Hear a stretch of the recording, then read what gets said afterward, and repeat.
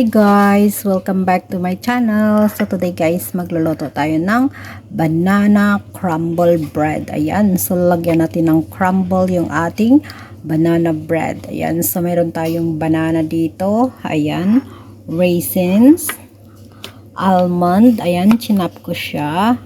So meron tayong dalawang itlog, sugar, ayan, flour, at saka meron tayong cinnamon powder at saka butter. So yung una, gagawin muna natin yung crumble niya, tapos isa-set aside. Ayan. So i-prepare na natin yung crumble niya guys. So kailangan natin ng butter na 85 grams na butter. Tapos i-melt natin siya.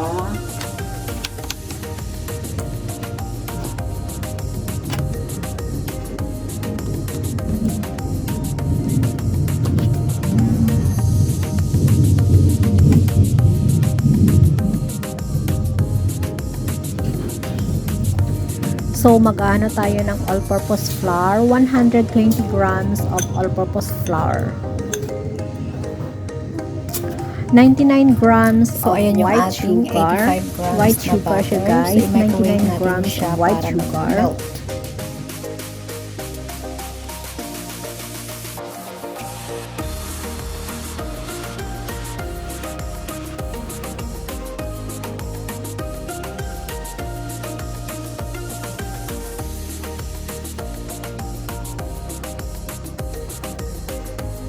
So, ito na yung ating melted butter. I-add natin siya sa flour at saka haluin. Haluin lang natin siya guys. Half teaspoon of cinnamon powder. Add tayo ng salt.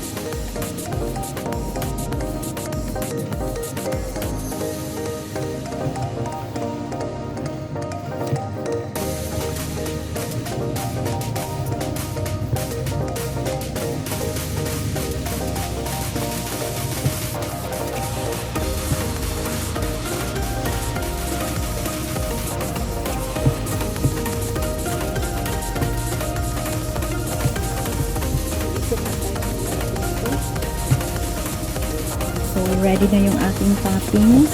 So, gagawin na natin yung banana bread. Ayan. So, set aside natin yung toppings.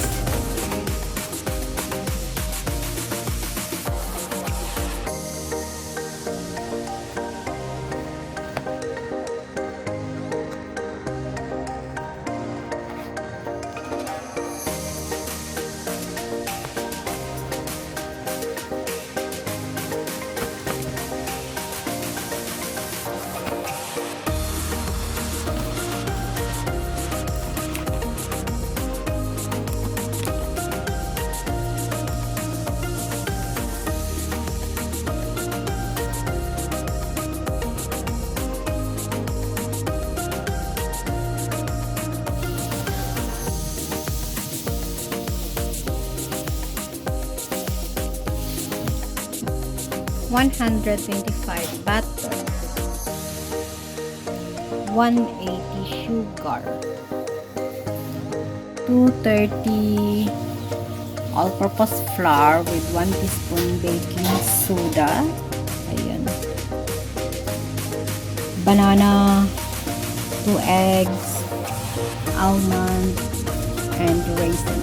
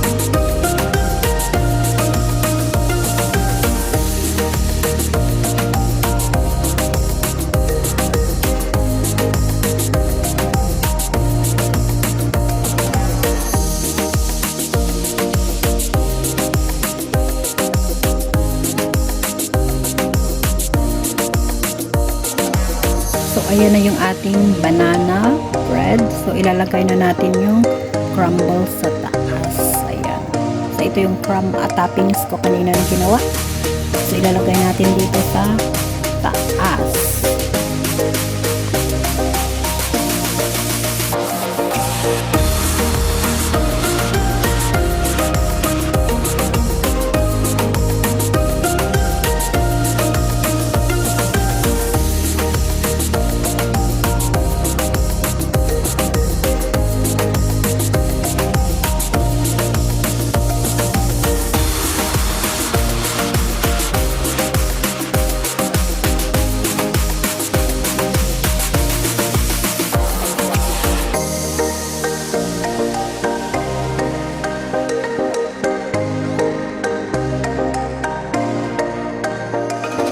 So, ayan, nalagay na natin yung crumble niya. I-bake na natin siya, guys.